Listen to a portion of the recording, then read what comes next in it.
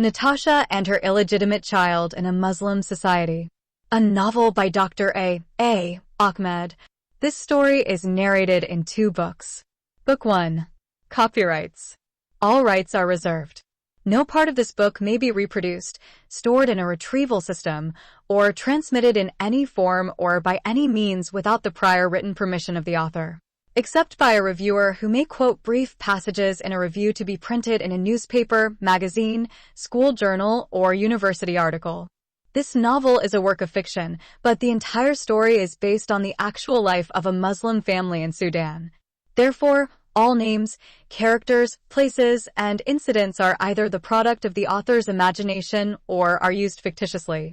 Any resemblance to actual persons, living or dead, events, or locales is entirely coincidental. Chapter 31. Birds of a Feather Flock Together. As we have already seen, Dr. Natasha's married life turned out to be a heavy burden on her. This serious family problem is hindering her writing and delaying producing her new book. It is also affecting her teaching at the university. She has little time for preparing for her classes and writing her book. Most of the time at her apartment, she spends arguing with her always angry husband. She found her husband is neither interested in her teaching job nor is he supporting the writing of her upcoming book. As a jobless immigrant, Dr. Jamal has nothing to do the whole day except watching the television. He told Dr. Natasha that it is against his culture for the man to cook the food, sweep the apartment, do the laundry, or wash the dishes. He believes these are women's chores. Accordingly, the female professor Dr. Natasha found it difficult to teach at the university and take care of their home. Whenever she returns in the evening, she would be damned tired. For that reason, most of the time she ordered ready-made food from pizza restaurant or KFC. Only on the weekends she could cook some food and do all the laundry and clean their apartment. Due to her pregnancy, handling all the housework alone is a heavy burden and a difficult responsibility to her. She tried to convince her husband to forget about his cultural upbringing and begin to clean and cook. She tried to convince him the husband should help his pregnant wife. Even so, the arrogant man Dr. Jamal is not ready to compromise on those gender roles. Whenever his wife Dr. Natasha insisted that he should change, he threatened her that he would walk away from her life and never return. She knows that according to the immigration law, she has sponsored him as her spouse and hence she is responsible about his needs, and she must take care of him for 3 years. If he left her and went to social welfare, the government would compel her to pay for his rented apartment and meet all his other needs. Even if she divorced him, she would be bound by that responsibility until he completed 3 years in Canada. The social work department will take money directly from her salary and give it to her sponsored husband to meet his expenses. Dr. Jamal began to complain of feeling bored by sitting all day alone in the apartment without going out. For that reason, he told his wife that he would like to search for some Sudanese immigrants in Toronto. He wanted to make some friends to spend some time with them while his professor wife is away at the university. Dr. Natasha decided not to be hard on her lonely husband and stop him from finding some Sudanese in Toronto. However, she's scared that mixing with Sudanese Muslims might lead him to backslide into Islam again. But since he is adamant on his decision to look for his Sudanese people, she could not stop him from going out. So, one day Dr. Jamal took a public transportation bus and went out to look for the people of his country. Finding a Sudanese immigrant in Toronto is as easy as finding a McDonald's restaurant in a western city. Sudanese like to follow their culture and customs wherever they went and hang always together. They fulfilled the saying, "The birds of a feather flock together." In Sudan, young men who are not yet married like to hang together in group of 5 or 10, and sometimes the group could be friends from 15 neighboring houses. Such a group is called shala. Girls are not allowed to join those male groups. This is not because the boys don't like girls to be around them, but it is forbidden by the Sharia law for a girl to be out of the house without her husband or father, and the law in Sudan punishes any man and woman found together without any lawful relationship. Even when they come to a country like Canada, which allows mixing between the sexes, still Sudanese families would hold on to their precious and divinely inspired culture. They will tell you it is ayib and haram, taboo and forbidden, for the girl to be with a boy who is not her husband. Ironically, this restriction is not extended to include white girls like Christians and Jews, or any other non-Muslim females such as Hindus and Buddhists. Each one of them would be having an infidel girlfriend and fornicating with her day and night. Most of those kafir girlfriends are former hookers who have been found in the streets or bars. Some of those girls might be obese or sexually frustrated females. Therefore, they just want to have sex with any creatures have penises, even if they are as ugly as a monkey's or pigs or the sons of Satan himself.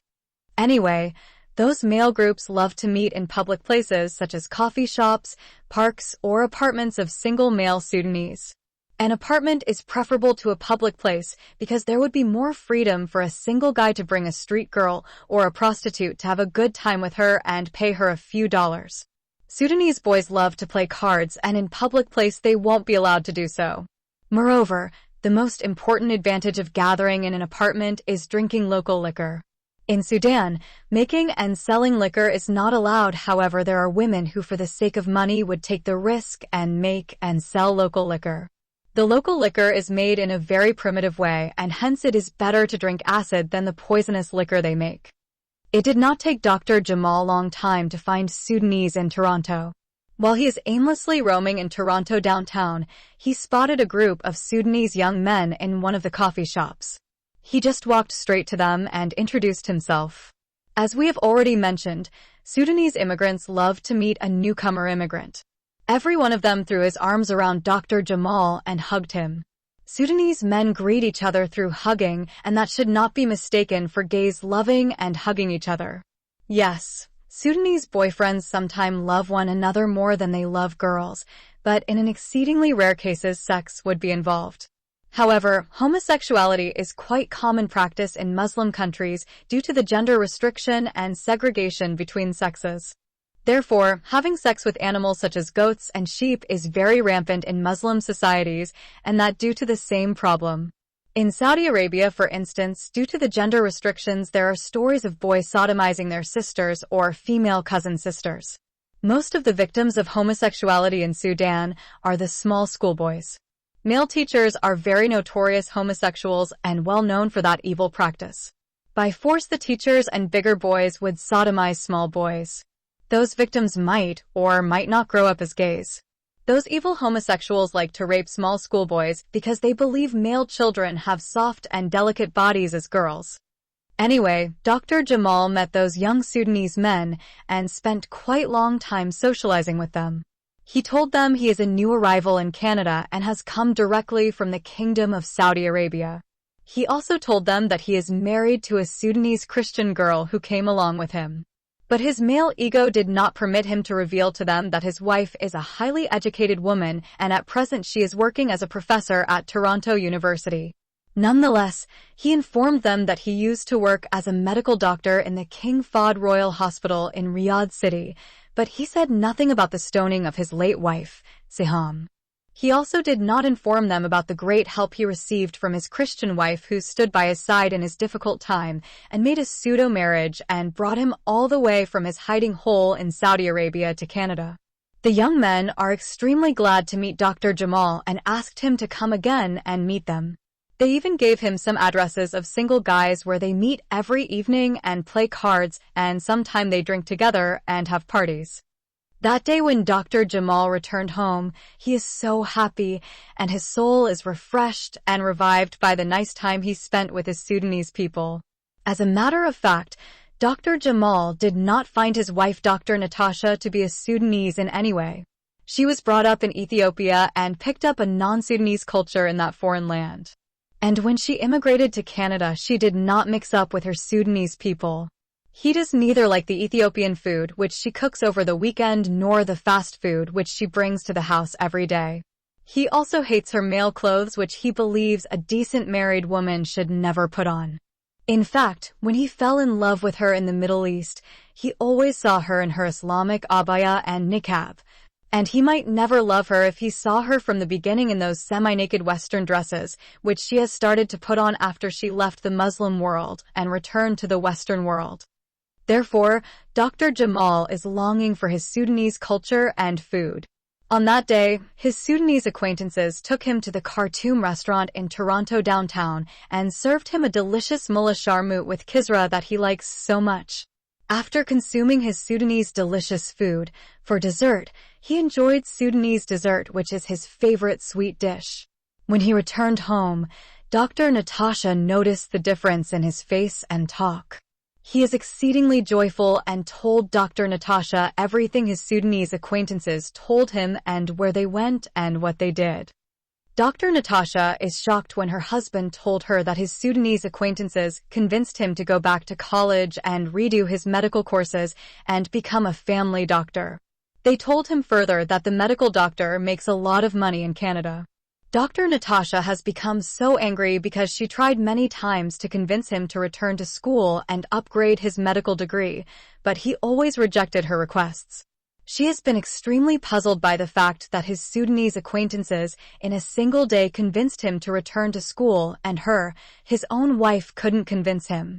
But then Dr. Natasha remembered that in her study of the Muslim culture she learned that the man would never take orders from his wife or wives. Nonetheless, she decided not to remind him of that because she liked the idea of her husband returning to college and studying his medical courses. At least he would be busy doing something useful instead of sitting all day at home or going out and spending all the time with his new Muslim acquaintances. She is scared that they might reconvert him back to Islam and turn her problematic married life into an unbearable living hell. Chapter 32. Muslims' reactions against the new book of Dr. Natasha. For Dr. Jamal to return to school is not as easy as Dr. Natasha expected it. Her husband needs someone to finance his study and pay his tuition fees. At first, she convinced her husband to borrow a student loan to cover the cost of his study. Dr. Jamal followed the advice of his wife and applied for a student loan. But then his application has been rejected by the student loan office because he mentioned in his application that his spouse is a female professor at the University of Toronto. According to the rules of the student loan office, any student who has a working father or mother or both parents or husband or wife with a high income, he would not be eligible to borrow a student loan. Accordingly, his professor wife Dr. Natasha has to pay his tuition fees and buy his medical textbooks. Dr. Jamal needs at least 7 years at the medical college to redo his courses and another 2 years of practice in a hospital in order to be qualified as a doctor and be allowed to practice his profession in Canada. Consequently, the female professor Dr. Natasha must pay her husband's tuition fees and buy his textbooks. Dr. Jamal needs at least 2 years to do the ESL, TOEFL, and GRE examinations. Following that, he needs to get admission to a medical college and redo his courses, and that might take at least 7 years. After that, he requires to be a resident in a hospital and spends another 2 years of practicing before he can be a qualified family doctor and be allowed to practice his profession in Canada. Getting a resident position in a Canadian hospital sometimes might take many years. During this long period of time, his wife must spend a lot of money on him. Nonetheless, despite the huge amount of money Dr. Natasha must spend on her jobless husband, still, she has agreed to send him back to school. Dr. Jamal enrolled himself in an ESL course and began his upgrading process. In the meantime, he did not forget his Sudanese friends and continued to meet them every now and then in their apartments and in public places. In a short time, he came to know many Sudanese in Toronto. He even became friendly with married Sudanese guys. Despite that, no one recognized him or knew about his former executed wife. Dr. Jamal tried to convince his wife to mix with Sudanese women and be part of the Sudanese community, but Dr. Natasha refused his request on the ground that she is a Christian and those Sudanese women are Muslims. In fact, Dr. Natasha afraid that the Sudanese women will recognize her if she comes close to them. She thought that every Muslim Sudanese in Toronto knows about her past life and her troubles with Islam and Muslims. Therefore, she told her husband that she would not stop him from being close to his Sudanese community, but as for her, she prefers to keep her friendship with Christian families. Things went fine between Dr. Natasha and her husband until she published her book. Her husband has no knowledge of what his wife has included in her new book. He is not interested in knowing what she is writing and why she is writing and publishing her book.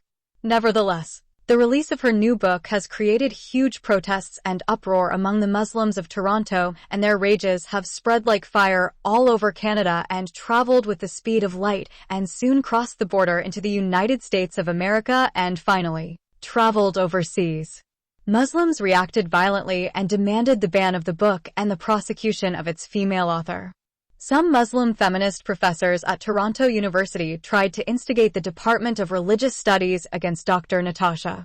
They accused her of conflict of interests. They contended that she is teaching Islam and at the same time she hates Islam and Muslims. In addition, they claimed that Dr. Natasha has fabricated stories and included fake data in her book. Before the department authority could pass their judgment on the work of Dr. Natasha, they formed an inquiry committee and requested its members to read the book and verify the claims of the feminists. The committee members have read the book and evaluated it academically. They found the book well documented and written in high scholarly work. Accordingly, the allegations of the Muslim feminist professors have been rejected, and Dr. Natasha has not been fired from her position as a female professor who is teaching Islam. As soon as the feminist accusation has been rejected, the Muslim Students' Union at Toronto University submitted a complaint against the Islamic professor Dr. Natasha Sami Shams al-Din. In their complaint, they accused the Islamic professor Dr. Natasha of collecting data about Muslim women in Muslim countries undercover, and according to them, that is morally and legally wrong. According to them, Dr. Natasha violated the university's criteria of honesty and transparency in carrying out her academic research on Muslim women. Once again, the university authority investigated the matter and found out that the Islamic professor Dr. Natasha Sami Shams al-Din has not violated any university's criterion because her work has been done independently and not part of any academic research that she is doing in any university. When Muslims failed to get the professor Dr. Natasha out of her Islamic teaching position, they decided to deal with her legally. The Islamic Council of Toronto convinced the Saudi Embassy in Ottawa to take Professor Dr. Natasha Shams al-Din to court for lying in her visa application and traveling undercover to Saudi Arabia for performing the Hajj rituals when she is not a Muslim. Instead of Professor Dr. Natasha alone, the embassy dragged her brother Wahid Muhammad Ahmed in their lawsuit and accused both of them of lying in their applications by supplying false religious identities and fake names. The lawsuit of the Saudi embassy led other Arab embassies in Ottawa to submit similar complaints against Dr. Natasha and her brother Wahid for traveling to their countries under false traveling papers and fake names. Shortly after those lawsuits had been submitted, Professor Dr. Natasha and her brother, Wahid, received a notice from the court informing them about the date of their trial. Canadian Muslims have not stopped at trying to prosecute Dr. Natasha at the university and a court of law, but have pursued her inside her house and created a serious problem between her and her husband. First, the Muslim community came to know about the hidden identity of Dr. Jamal. Through the book, they came to know that his first Muslim wife was caught in the very act of committing adultery inside his apartment and on his bed with another Sudanese man, and therefore she had been stoned to death in Saudi Arabia. Revealing such information to the public has created a serious problem between Dr. Natasha and her husband. Although he continued to stay with his wife, Dr. Jamal stopped talking to her and refused to join her in bed. When he has been questioned by his Sudanese friends, Dr. Jamal denied the information and accused his wife of lying about him. He falsely claimed that he has never married another Muslim woman except for his present Christian wife. Then, his friends tried to convince him to leave his infidel wife and stay by himself. In addition, they revealed to him all the hidden nasty past life of his wife. Through them, he came to know that his wife had fallen in love and married her own brother, and through incest, she had a baby daughter with him. They also informed him that his Christian wife had been kidnapped and raped by her own biological father. Once again, she became pregnant through incest and delivered a baby boy who was fathered by her father. Moreover, they informed him that his wife was born and brought up as a Muslim, but she left Islam when she met her Christian brother and fell in love with him. She claimed she did that without knowing he was her own brother. Her Christian brother is the one who brainwashed her and convinced her to forsake Islam and became a Christian. After that, the infidel brother married his apostate sister and fathered a baby with her.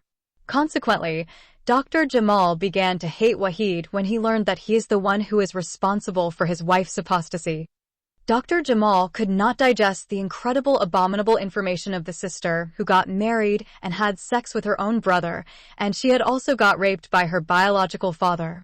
Such information increased his repulsion and hatred towards Christianity. He told his wife that if her Christian religion is true, then her God would not have allowed her to have sex with her own brother and father. He told her about a story of an innocent Muslim girl who was kidnapped from home when she was a baby by a bad woman.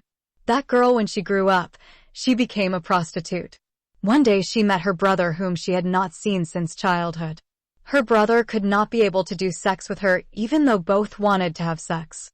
The brother came many times to the house where his sister was working as a prostitute and made several attempts to have sex with his sister, but he could not. His penis remained cold as if it wasn't part of his body. He was able to do sex with other prostitutes in that house except with his own sister.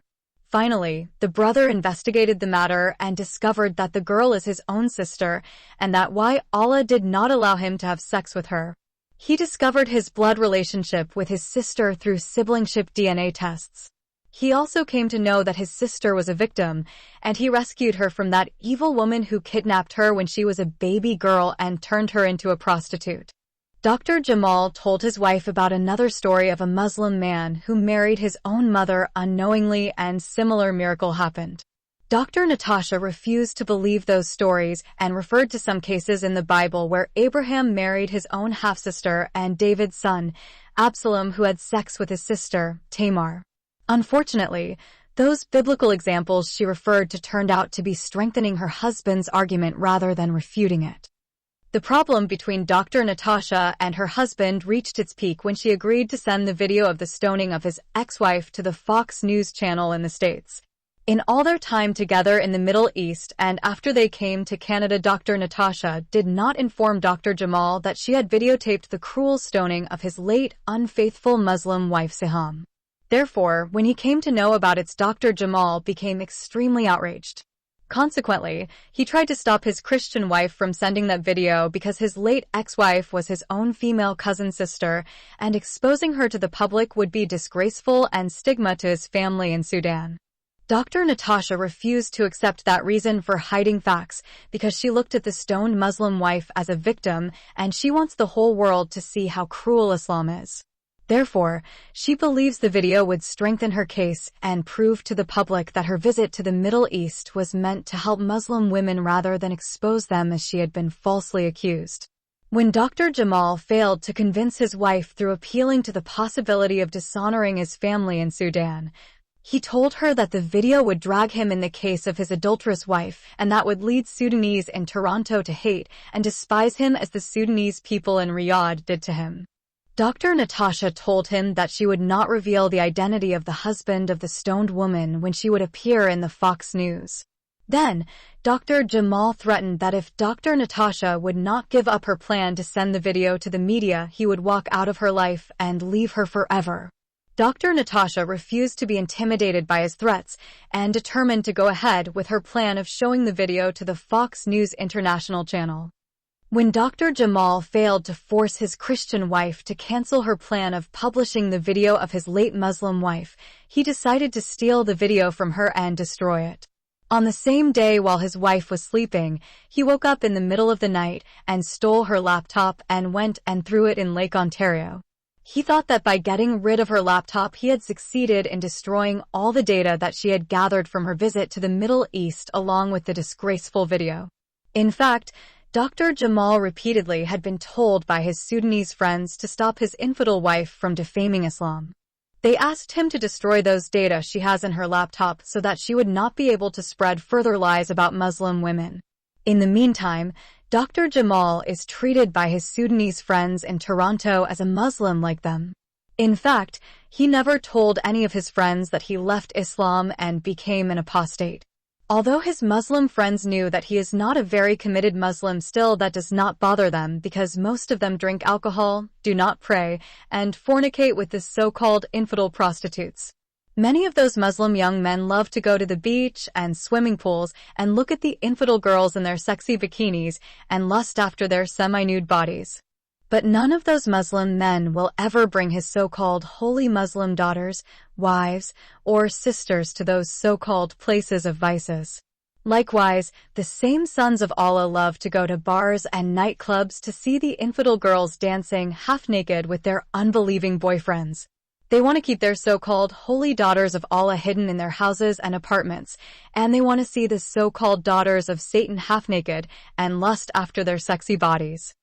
Sometimes, you can see the so-called holy daughters of Allah walking in their demeaning black burqas on beaches on Europe and look with disdain to the so-called infidel girls lying half-naked in their sexy bikinis. Their so-called holy men of Allah will be walking with them and looking lustfully to the so-called daughters of Satan lying semi-nude on the sandy beaches and having sun bath. For them, those infidel females are open fresh meat, and they believe they have the right to devour them. As a prominent Australian Muslim imam said in his Eid sermon, those white girls who walk on the streets without hijabs and abayas are like exposed meat, and the cats which devour them should not be blamed.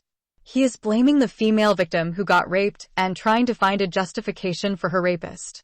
In other words, this evil religious leader said the rapists should not be blamed, but the blame should fall on those female victims who exposed their bodies and tempted them. What a wicked religious leader. He should be thrown behind bars for giving such evil advice to those Muslim sex perverts who see nothing in women except exposed bodies. At any rate, Dr. Jamal did not inform his Sudanese male friends that he is an apostate or atheist. Even though they know he is not practicing any Islamic duties such as 5 daily prayers, still that is okay with them as long as he has not left Islam and converted to Christianity as his accursed apostate wife and her evil illegitimate brother, priest Wahid, did. Muslims considered the person an apostate and try to kill him or her only if he or she left Islam and embraced Christianity. They do not count an atheist Muslim as an apostate, and therefore they do neither hate him, boycott him, nor kill him. Luckily, Dr. Natasha had already suspected that Muslims might try to use her husband to destroy her collected data, and for that reason she had transferred all her files to her computer at her office in the university. When she has discovered that her laptop disappeared, she understood that her husband had stolen it and hidden it somewhere. By doing that, he is thinking that he could stop her from sending the video of the stoning Muslim wife to the media. When she asked him about her laptop, he claimed that he did not know where it had gone. Dr. Natasha decided not to inform her husband that she had already transferred all her files to another computer. She pretended as if nothing had happened and just ignored the matter. However, the disappearance of her laptop alarmed her of the danger of staying with someone that she could not trust anymore. Although he claimed to have left Islam, still she found her husband behaving like any other dominating and mean Muslim husband. She is scared that his Islamic background and his zeal for his family's honor might lead him to harm her if she published the video while she is living with him under the same roof. Also, she is afraid that his Muslim friends might convince him to conspire with them against his Christian wife. For those reasons, Dr. Natasha finally decided to break up her relationship with her untrusted husband and leave her apartment and move to her brother's apartment. Without telling Dr. Jamal about her plan of leaving him, Dr. Natasha talked to her brother and his Ethiopian wife and disclosed to them her worries of living with someone full of resentment and animosity like her husband. Her brother Wahid and her girlfriend Almaz Abraha welcomed her idea and came and took her to their apartment. When Dr. Natasha moved out of her apartment, her husband happened to be with his Sudanese friends. She wrote a long letter to him explaining why she decided to leave him and move out of their apartment because she does not trust him anymore. In her letter, she told him that she is not going to finance his study anymore or support him in any way.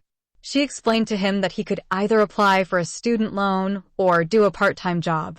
In the same letter, Dr. Natasha challenged her husband to say that whatever he did with her laptop was not going to stop her from sending the video of the cruel stoning of his ex-wife to the media.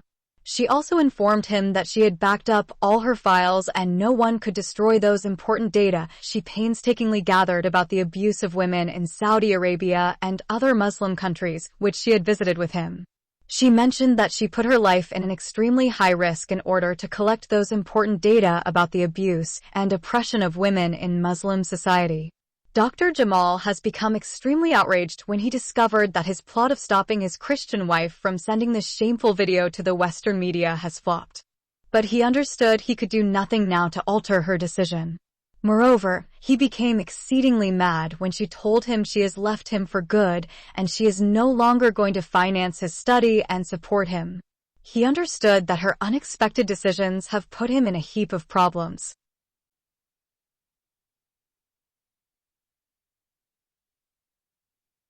Chapter 33.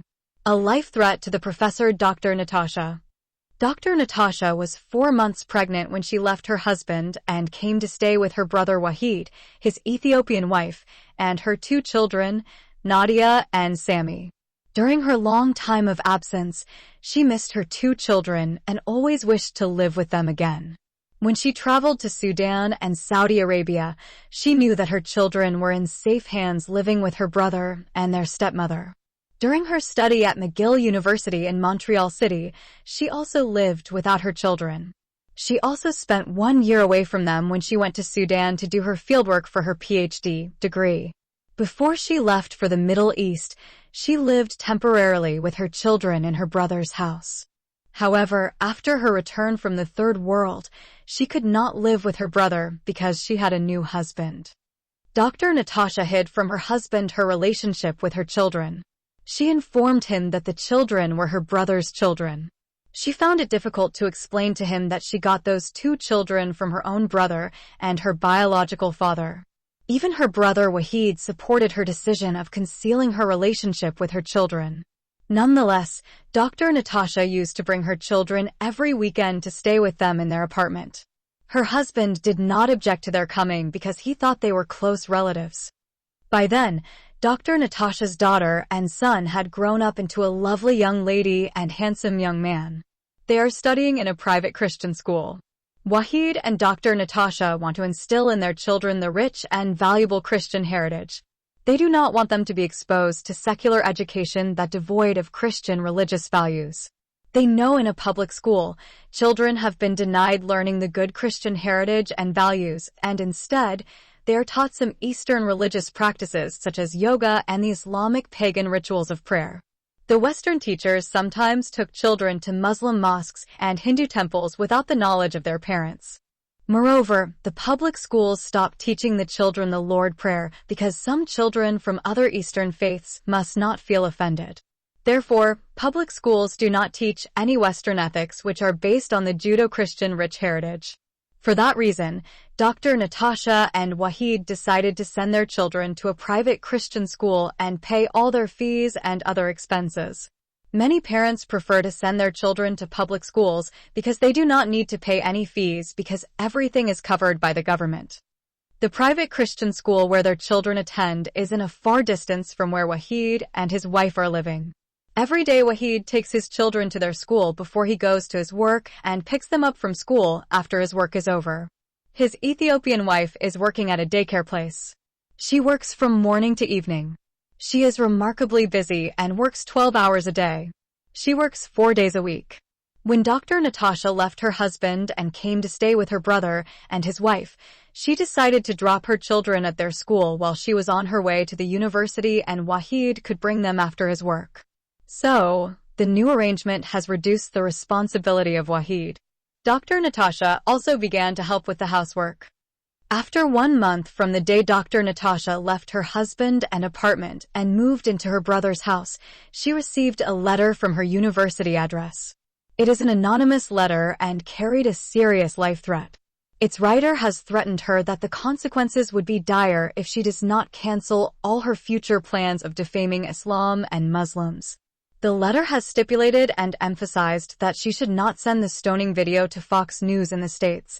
If she does not listen, she is told, she would regret her actions all the rest of her life. Dr. Natasha immediately contacted the police authority and showed them the letter. The letter is not written by hand, but typed on a computer. There is no name or signature included in it. After carefully examining the contents of the letter, the police concluded that it was not carrying a serious life threat to Dr. Natasha or any one of her immediate relatives.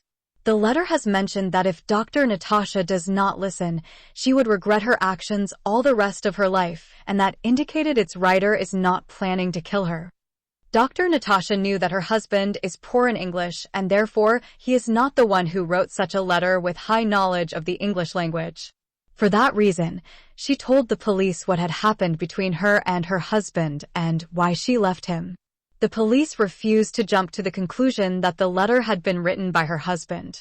If he's the one who has written it, then why did he wait for 1 month to send the letter if he is truly worried about the honor of his family, and for that reason, he wanted to prevent her from sending the stoning video of his late wife to the media?